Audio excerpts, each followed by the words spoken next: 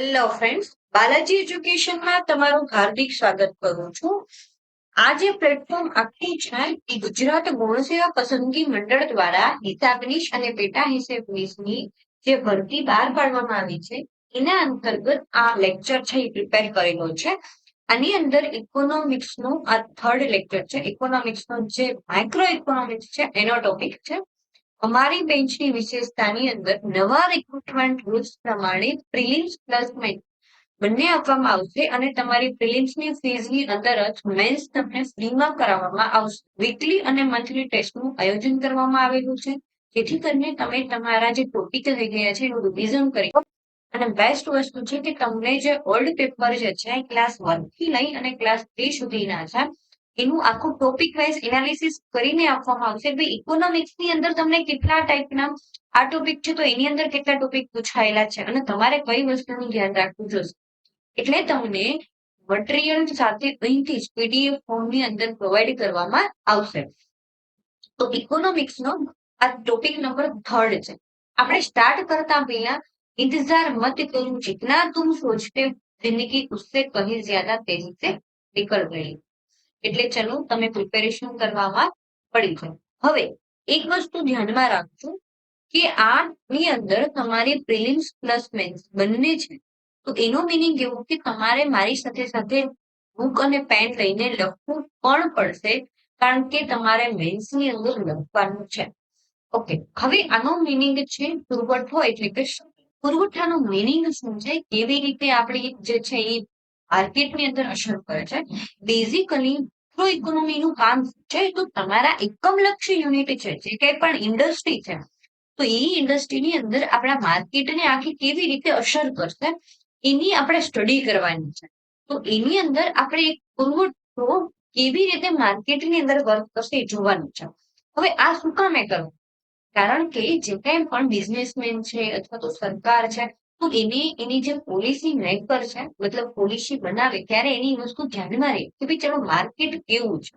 હવે તમે શું કોઈ પણ કન્ટ્રીની અંદર કઈ વસ્તુનું વેચાણ થાય તો એ કેમ નક્કી થાય કે ભારતની ઇકોનોમી છે એ કન્ઝ્યુમર ઇકોનોમી છે. તો કન્ઝ્યુમર ઇકોનોમી છે તો ભારતની અંદર યુવા અવસ્થા છે મતલબ કે 14 વર્ષથી લઈ અને 60 વર્ષ સુધીના જે ઘણા બધા જે છે એ 60% ધરાવે છે. તો અહીંયા કઈ વસ્તુ વેચાય તો જે યંગસ્ટરને ઉપયોગી છે એ વસ્તુ તો એ જ વસ્તુનો સપ્લાય કરશે. મારો કહેવાનું મિનિંગ એમ છે કે કોઈ પણ કંપની અથવા તો કોઈ પણ કન્ટ્રી છે એ જે પ્રમાણે એનું જીઓગ્રાફિકલ લોકેશન છે એની જે કઈ પણ શું કહેવાય એજ ગ્રુપના લોકો રહે છે, પોપ્યુલેશન કયા ટાઈપનું છે, એ લોકોનું સ્ટાન્ડર્ડ ઓફ લિવિંગ કઈ છે એ જ વસ્તુ એ પ્રોડક્શન કરશે અને એ જ વસ્તુનું ત્યાં સેલિંગ થશે. તો આપણે હવે જોવાનું છે પુરવઠો. મેં તમને શું કામ કીધું મતલબ આપણે શું કામે ભણવું પડે કારણ કે પુરવઠો છે માઇક્રો ઇકોનોમીનો એક ભાગ છે અને તમારા સિલેબસની અંદર એટલા માટે આપેલું છે કે તમે એ એનાલિસિસ કરી શકો. તો પુરવઠાનો આપણે સૌથી પહેલા મિનિંગ સમજીએ. ઓકે, પેલા તો બે વસ્તુનો ડિફરન્સ છે કે સ્ટોક અને પુરવઠો બે વસ્તુ અલગ અલગ. સ્ટોક મતલબ શું કે તમારી પાસે ઓલરેડી પડેલો છે પણ જે તમે વેચવા માંગતા નથી અને પુરવઠો તમારે પૂરી તૈયારી છે તમે માર્કેટની અંદર વેચવા માંગો છો. તમે એક વસ્તુ સાંભળેલી હશે બ્લેક માર્કેટિંગ. બ્લેક માર્કેટિંગ મતલબ શું કે હું એવું કહું કે ચલો અત્યારે બટેટા છે એનો ભાવ 40 રૂપીસ પર કેજી છે અત્યારે એટ પ્રેઝન્ટ.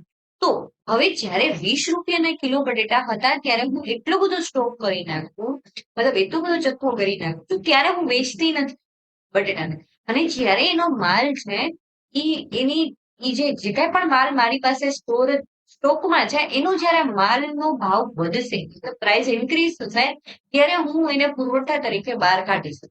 તો પુરવઠો મતલબ શું તો કે ચોક્કસ સમયે અને કિંમતે ઉત્પાદનનો જે ભાગ વેચવાની ઈચ્છા શક્તિ તૈયારી દર્શાવે તેને પુરવઠો કહેવાય છે. તમારે કઈ 3 વસ્તુને ધ્યાનમાં રાખવાની છે તો કે વેચવાની ઈચ્છા, એની શક્તિ અને તૈયારી. આ બધી જ વસ્તુ જેની અંદર હોય જે કઈ પણ માલની અંદર તો આપણે એને એવું કહેશું કે ભાઈ આ પુરવઠો છે. નેક્સ્ટ જુઓ જથ્થો કે જથ્થો એટલે વસ્તુના કુલ વેચાણ સમ એકમોનું પ્રમાણ. મેં તમને એક્ઝામ્પલ આપ્યું એ પ્રમાણે તમારી પાસે ગમે એટલો સ્ટોક હોય પણ તમારી વેચવાની તૈયારીનું એક પણ પરિબળ ના હોય તો તમે એને પુરવઠો કહી શકતા નથી. નેક્સ્ટ આપણે એ જોવાનું છે પુરવઠાને કયા કયા પરિબળોનું અસર કરે છે. Factor affecting supplies determinant of supply, મતલબ કે કયા કયા ફેક્ટર એવા છે કે જે પુરવઠાને અસર કરે છે. તો પેલા તો વસ્તુની કિંમત. મેં તમને પહેલો જ વસ્તુ સમજાવી કે બટેટાનો ભાવ અત્યારે 40 રૂપિયા પર કેજી થઈ ગયું છે, આની પેલા 20 રૂપિયા પર કેજી હતો. તો કોઈ પણ વેપારી શેના માટે વર્ક કરે છે તો કે પ્રોફિટ મોટિવ એના માટે બેઝિક હોય છે, મતલબ એના માટે જે ધંધો કરતો છે કોઈ પણ બિઝનેસ. તો વસ્તુની કિંમત કેવી રીતે છે એના બેઝ ઉપર આખું પુરવઠાનું જે છે એ જો મહત્તમ નફા માટે કામ કરતો ઉત્પાદક, વસ્તુની કિંમત વધે તો વસ્તુનો પુરવઠો વેચવા માટે તૈયાર થાય છે, અને જો વસ્તુની કિંમત ઘટે તો વધારે ઓછો પુરવઠો વેચવા માટે તૈયાર થાય છે. ટૂંકમાં તમને એવો ક્વેશ્ચન પૂછી શકે કે ભાઈ વસ્તુનો પુરવઠો વધે તો વેપારી શું કરે છે, તો વસ્તુની કિંમત વધવાથી એનો પુરવઠામાં પણ એ વધારે કરે છે, અને વસ્તુની કિંમત ઘટવાથી એના પુરવઠો ઓછો વેચવા માટે પોતાની ઈચ્છા ધરાવે છે. ટૂંકમાં એનું કામ શું છે તો કે મેક્સિમમ પ્રોફિટ થવો જોઈએ. નેક્સ્ટ, હવે વસ્તુની કિંમત સિવાયના કયા કયા અન્ય પરિબળો છે કે જે પુરવઠાને અસર કરે છે, તો ઉત્પાદનના સાધનોની કિંમત. હવે તમને ખબર છે કે ફેક્ટર ઓફ પ્રોડક્શનમાં 4 વસ્તુ છે: લેન્ડ, લેબર, કેપિટલ, એન્ટરપ્રેન્યોર, મતલબ કે જે વ્યક્તિ છે એ, બરાબર, જે ધંધો કરે છે એન્ટરપ્રેન્યોર. તો હવે તમારું લેન્ડ એટલે કે જમીન, લેબર એટલે કે તમે જે કાંઈ પણ માણસોને મજૂરી માટે રાખેલા છો અથવા કોઈ પણ વર્ક માટે રાખેલા છે, મૂડી, અને જે તે વ્યક્તિ રિસ્ક લઈને બિઝનેસ કરે છે. આ 4 વસ્તુ છે એ તમારા ઉત્પાદનના સાધનોનું બેઝિક કન્સેપ્ટ છે. હવે તમારે લેન્ડ છે તો લેન્ડમાં તમારે શું ચૂકવવું પડશે તો કે ભાડું. લેબરને શું આપવી પડશે તો કે વેજીસ એટલે મજૂરી. કેપિટલમાં શું હોય કે વ્યાજ. એન્ટરપ્રેન્યોરનું શું હોય તો કે નફો. આ 4 વસ્તુને એડ કરીને કોઈ પણ પ્રોડક્શનની કિંમત નક્કી કરવામાં આવે. ભાઈ સપોઝ એવું બન્યું કે ભાઈ જે મજૂરી છે એ મજૂરીના પેલા 300 રૂપિયા પર કેજી હતું, અને એ મજૂરી અત્યારે 350 રૂપિયા પર કેજી કોઈ પણ પ્રોડક્શનમાં એ થઈ ગઈ, અથવા પર આર વોટેવર. તો એવી પરિસ્થિતિની અંદર એક વસ્તુની અંદર ચેન્જ આવ્યું તો ઓટોમેટિક તમારું જે કોસ્ટિંગ છે એ ઇન્ક્રીઝ થઈ જશે, મતલબ વધી જશે. તો વસ્તુની કિંમતમાં વધારો થઈ. બીજું છે ટેકનોલોજીની કક્ષા. હવે તમે સમજો કે અત્યારે દરેકે દરેક વસ્તુમાં અપડેટ વર્ઝન આવી. તમે લેપટોપની વાત કરો તો અત્યારે તમને i5 અને i7, તો જેમ તમે એની જે પ્રોસેસર છે એ તમે હાઈ લેવા જાઓ છો એમ એની ભાવ વધતો જાય છે. શું કામે? તો લેટેસ્ટ ટેકનોલોજી શું છે, તો જ્યારે આઉટડેટેડ ટેકનોલોજી થઈ જાય છે ત્યારે એનો પ્રાઇસ એ ડિક્રીઝ થઈ જાય છે. પછી ભવિષ્યના ભાવોની અટકળો. હવે એવી વસ્તુ ધ્યાનમાં રાખવામાં આવે કે આ વસ્તુના ભાવ છે એ વધવાની કિંમત ઉપર છે. તો જ્યારે એવી વસ્તુના ન્યૂઝ આવે છે ત્યારે વેપારીઓ શું કરે છે કે એની પાસે જે સ્ટોક પડેલો છે એ એમને રાખે છે. એ એવું વિચારે છે કે જ્યારે આનો ભાવ વધશે ને ત્યારે હું એને માર્કેટની અંદર સપ્લાય તરીકે મૂકીશ, જેથી કરી અને મને મેક્સિમમ પ્રોફિટ મળે. અને બીજા છે અન્ય પરિબળ. નેક્સ્ટ, હવે પુરવઠો અને બજાર પુરવઠો એ બેનું ડિફરન્સ શું છે, મતલબ કઈ રીતે તમે વિચારી શકો છો. તો ઇન્ડિવિજ્યુઅલ પુરવઠો અને માર્કેટ સપ્લાય બંને એક જ વસ્તુ જો. વ્યક્તિગત પુરવઠો એટલે કોઈ પણ એક ઉત્પાદક પેઢી દ્વારા બજારમાં જે ચીજ વસ્તુઓ જુદી જુદી કિંમતે વેચવા માટે મૂકવામાં આવે છે તે, અને કોઈ ચોક્કસ કિંમતો અને અનેક ઉત્પાદકો દ્વારા વસ્તુનો જેટલો પુરવઠો બજારમાં મૂકવામાં આવે છે તેને કુલ પુરવઠો કે બજાર પુરવઠો ઓળખવામાં આવે છે. ઇટ મીન્સ કે કોઈ પણ પુરવઠો છે એ બજારની અંદર અને જે ઉત્પાદક છે એ મૂકે છે, તો આ પેઢી અને જે વ્યક્તિગત પુરવઠો છે એ બંનેને તમે ભેગા કરો ત્યારે તમને બજારમાં પુરવઠો મળે. તો હવે આપણે શું સમજવાનું છે કે કિંમત અને પુરવઠા આ બંને વચ્ચેનો સંબંધ કેવો છે, કિંમત અને પુરવઠાનો સંબંધ કઈ રીતે છે. હવે આ જે છે ને એ વ્યક્તિગત પુરવઠામાં પણ લાગુ પડશે અને એની સાથે સાથે બજાર પુરવઠામાં પણ લાગુ પડશે. તો તમે જો આની અંદર મેપમાં તમે જોશો તો તો જ્યારે 10 રૂપિયાની કિંમત હતી ત્યારે પુરવઠો મારો કેટલો હતો? 100 રૂપિયા. 100 રૂપિયા કિલોગ્રામ મેં વસ્તુ મારે વેચવા હતી. જ્યારે મારા પુરવઠાની કિંમત જે છે એ 20 રૂપિયા થયો ત્યારે મેં પુરવઠો કેટલો બહાર મૂક્યો? 200 રૂપિયા. પછી જ્યારે 40 થઈ ગઈ કિંમત ત્યારે પુરવઠો 300 કિલો. 50 થઈ ગઈ ત્યારે મારો 400 કિલો. ઇટ મીન્સ હું એમ કહી શકું છું કે જેમ કિંમતમાં વધારો થાય છે એવી જ રીતે પુરવઠામાં વધારો થાય છે. એટલે કિંમત વધતા પુરવઠામાં વધારો થાય છે. અને જો આનું રિવર્સ કરીએ કે જેમ કિંમત ઘટે એમ પુરવઠામાં પણ ઘટાડો થાય છે. તો કિંમત અને પુરવઠા વચ્ચે જે સંબંધ છે એ અપવર્ડ ડાયરેક્શન ની અંદર. તમને એવું પૂછશે કે કિંમત અને કેવી રીતે છે, તો કે આટલા માટે મેં તમને આજે લીધું છે. હવે સેમ વસ્તુ બજાર પુરવઠામાં આમ જ હોય કે ઇન્ડિવિજ્યુઅલની જે પ્રોસેસ છે એ જ વસ્તુ જે છે એ બજાર પુરવઠામાં પણ લાગુ પડે છે. એટલે બંને માટે એક વસ્તુ પેટી કીધું. પછી હવે આપણે શું જોવાનું તો કે સપ્લાય ફંક્શન. સપ્લાય ફંક્શન મતલબ શું? તો કે કોઈ એક વસ્તુ માટે પુરવઠા ઉપર અસર કરતા પરિબળોને ગાણિતિક સ્વરૂપમાં રજૂ કરો. મારે એ જોવાનું છે કે ગાણિતિક સ્વરૂપમાં હું કઈ રીતે રજૂ કરીશ. તો તમને ખબર છે કે જો એસ એક્સ એટલે કે સપ્લાય, પછી ફંક્શન પી ઓફ એક્સ, પી, પી અને યુ.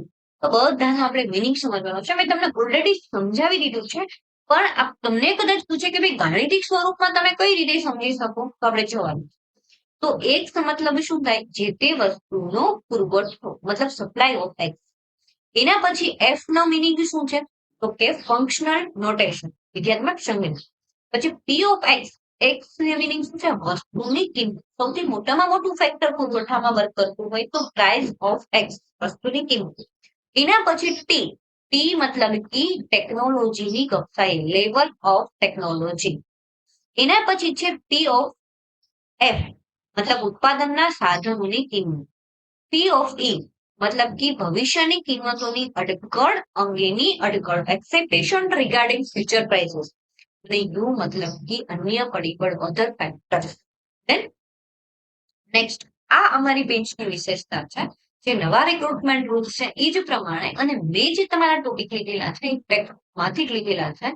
ઓલ્ડ પેપરનું એનાલિસિસ કરીને લીધેલું છે અને તમારી ટેસ્ટનું પણ મૂલ્યાંકન થશે, જેથી કરીને તમારી તૈયારીનું મૂલ્યાંકન ખબર પડે કે ભાઈ કઈ રીતે તમારે પ્રિપેરેશન કરવી જોઈએ. મટીરિયલ તમને અહીંથી જ પ્રોવાઈડ કરવામાં આવશે પીડીએફ સ્વરૂપ. બરાબર. નેક્સ્ટ આપણે જોવાનું છે પુરવઠાનો નિયમ. મેં તમને હમણાં કીધું અપવર્ડ ડિરેક્શન, એટલે કે વસ્તુની કિંમત અને પુરવઠા વચ્ચે ધન એટલે કે સીધો સંબંધ છે. તમને પૂછશે કે ભાઈ વસ્તુની કિંમત અને એના વચ્ચે કેવો સંબંધ છે? તો કે ધન સંબંધ, લો ઓફ સપ્લાય. પછી ચેન્જ ઇન સપ્લાય મતલબ કઈ એવી પરિસ્થિતિ હોય તો તમારું જે છે એ સપ્લાય બદલી જાય. તો કે કિંમત પ્રેરિત ફેરફારને લીધે પુરવઠામાં વિસ્તરણ અને સંકોચન થાય છે, જ્યારે અન્ય પરિબળો પ્રેરિત ફેરફારને લીધે પુરવઠામાં વધારો અને ઘટાડો થાય છે. આ વસ્તુ તમે નોટ કરશો. જ્યારે કિંમતની અંદર ચેન્જ આવે છે ત્યારે પુરવઠામાં વિસ્તરણ અને સંકોચન. એના સિવાયના કોઈ પરિબળો હોય, મતલબ ઉત્પાદનની કિંમતમાં વધારો થયો છે, ટેકનોલોજીમાં ચેન્જ થયો છે, બીજા અન્ય પરિબળો હોય તો પુરવઠામાં વધારો કે ઘટાડો થાય છે. તો બી કેરફુલ. તમને પૂછે કે ભાઈ પુરવઠાના પરિવર્તનને લીધે, કિંમતને લીધે જો ફેરફાર થાય તો પુરવઠામાં કઈ અસર આવે છે? તો કે વિસ્તરણ અને સંકોચન. અને જો કિંમત સિવાયના બીજા કોઈ પરિબળોને કારણે ચેન્જીસ આવે છે પુરવઠામાં, તો પુરવઠામાં શું ચેન્જ આવે છે? તો પુરવઠાની અંદર વધારો અથવા ઘટાડો થાય છે. નેક્સ્ટ આપણે જોવાનું છે પુરવઠાની અંદર વિસ્તરણ અને સંકોચન. મેં તમને સમજાવી દીધું કે જ્યારે કિંમતને કારણે પુરવઠાની અંદર વધારો યા ઘટાડો થાય છે ત્યારે પુરવઠાની અંદર શું થાય છે? વિસ્તરણ અને સંકોચન. વિસ્તરણ એટલે કે પુરવઠાની અંદર વધારો અને સંકોચન એટલે પુરવઠાની અંદર ઘટાડો. જ્યારે આ વસ્તુ છે ત્યારે આપણે પુરવઠાનું વિસ્તરણ અને સંકોચન કહીએ છીએ. જ્યારે બીજા કોઈ પરિબળોને કારણે થાય છે તો આપણે વધારો અથવા ઘટાડો કહીએ છીએ. હવે તમે સમજો કે ભાઈ સફરજનની કિંમતની અંદર જે પ્રાઇસ છે એ પ્રાઇસ જે છે એ 50 રૂપિયા છે, ત્યારે એનો પુરવઠો છે 200 રૂપિયા. હવે જેમ મેં પ્રાઇસમાં વધારો કર્યો એટલે કે 60 રૂપિયા કર્યો તો સફરજનનો પુરવઠો છે એ વધી ગયો. પછી એવી જ રીતે વળી પાછો મેં પ્રાઇસમાં વધારો કર્યો ત્યારે પાછો સફરજનનો પુરવઠો વધી ગયો. પ્રાઇસમાં 80 રૂપિયા મેં કરી તો 800 રૂપિયા અને 90 રૂપિયા કરી તો પુરવઠો જે છે એ વધી ગયો. તો આના નિયમમાં શું છે, જો પ્રાઇસમાં વધારો કરો તો પુરવઠો પણ વધી જાય છે. પ્રાઇસમાં ઘટાડો કરું છું તો પુરવઠો ઘટી જાય છે, કારણ કે કોઈ પણ વેપારીને મેક્સિમમ પ્રોફિટ જોઈ છે. તો તમારી અંદર જુઓ કે આ જે છે એ 600 રૂપિયા જે છે એ મિડલ પ્રાઇસ છે, બરાબર. અને આની અંદર જે વિસ્તરણ થાય છે, મતલબ કે પુરવઠામાં વધારો થાય છે અને કિંમતને કારણે અને આમાં કિંમતને કારણે પુરવઠાની અંદર ઘટાડો થાય છે. જ્યારે આવી પરિસ્થિતિ બને ત્યારે આ તમારે કહું જોવાની છે. આ જે છે એ છે તમારો પુરવઠો, સફરજનનો પુરવઠો. નેક્સ્ટ વસ્તુ છે પુરવઠામાં વધારો કે ઘટાડો કિંમત સિવાયને.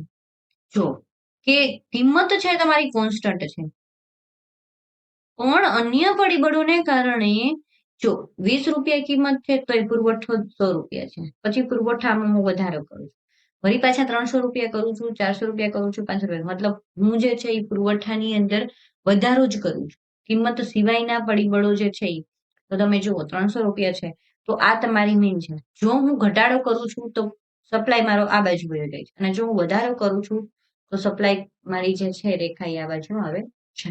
નેક્સ્ટ વસ્તુ જોવાની છે પુરવઠાના નિયમના અપવાદ, અલભ્ય વસ્તુઓ અને નાશવંત વસ્તુઓ. અલભ્ય વસ્તુ મતલબ કે હું કોઈ ડાયમંડ લઈ અને એમ કહું કે ભાઈ આ રીતનું છે, તો ત્યારે આ લો જે છે એ કામ કરતું નથી કે ભાવને કારણે માં વધારો થાય તો પુરવઠામાં વધારો થાય છે, માંગ પ્રાઇસ છે એ ડિક્રીઝ થાય છે તો પુરવઠામાં પણ ઘટાડો થાય છે. આ નિયમ આમાં લાગુ પડશે નહીં, કેમ કે પ્રેશિયસ વસ્તુ છે. અને નાશવંત વસ્તુ મતલબ કે શાકભાજી છે, પછી કોઈ હોટલની સબ્જી છે, આવી બધી વસ્તુની અંદર પણ પુરવઠાનો નિયમ છે એ લાગુ પડશે નહીં, બરાબર છે.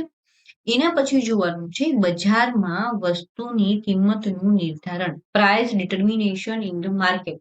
તમે બંધારણની તમે કિંમતનું નિર્ધારણ કઈ રીતે કરી શકો છો એ જોવાનું છે.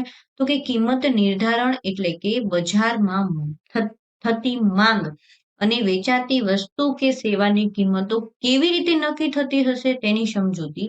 ચીજ વસ્તુઓ કે સેવાની કિંમત માંગ અને પુરવઠાના પરિબળો દ્વારા નક્કી થાય છે, તેને કિંમતનું નિર્ધારણ કહેવામાં આવે છે. કિંમતનું નિર્ધારણ આની પહેલા મેં તમને જ્યારે સ્ટાર્ટિંગ કીધું હતું ત્યારે મેં કીધું હતું કે લેન્ડ, લેબર, કેપિટલ, એન્ટરપ્રેન, આ બધી વસ્તુ અને એના પછી ધ્યાનમાં લઈ અને બજારમાં વસ્તુની કિંમત છે એ નક્કી કરવામાં આવે છે. અમુક કિંમતો બજારમાં વસ્તુની કુલ માંગ અને કુલ પુરવઠો સરખા હોય છે. અમુક નેસેસિટી વાળી વસ્તુ હોય તો એમાં સમતુલાઓ, ઇક્વિલિબ્રિયમ જોવો તમે કે એની અંદર પ્રાઇસને કારણે સપ્લાયમાં કોઈ ફેરફાર થતો નથી. જ્યારે આવી પરિસ્થિતિ હોય તો એને કહેવામાં આવે છે સમતુલા, બરાબર. તો આપણે જેમ જેમ છે એ પ્રાઇસને કારણે ચેન્જીસ થયું છે આપણે ઓલરેડી જોયું છે. આ તમારી પુરવઠા રેખા છે અને આ તમારી માંગ રેખા છે, બરાબર. Okay, thank you so much. તમે આની અંદર મેં સપ્લાયનું જેટલું પણ તમારે ટેક્સ્ટબુકની અંદર ઇમ્પોર્ટન્ટ હતું એ બધી જ વસ્તુને મેં કવર કરવાની ટ્રાય કરી છે. આનાથી બિયોન્ડ તમારે બહુ જવાની જરૂર નથી, કારણ કે આની અંદર મેં બધી એવી ટ્રાય કરી છે કે તમને મેક્સિમમ બધી વસ્તુ જે છે એ મળી રહે. સો આને તમે નોટ ડાઉન કરીને લખજો. Thank you so much.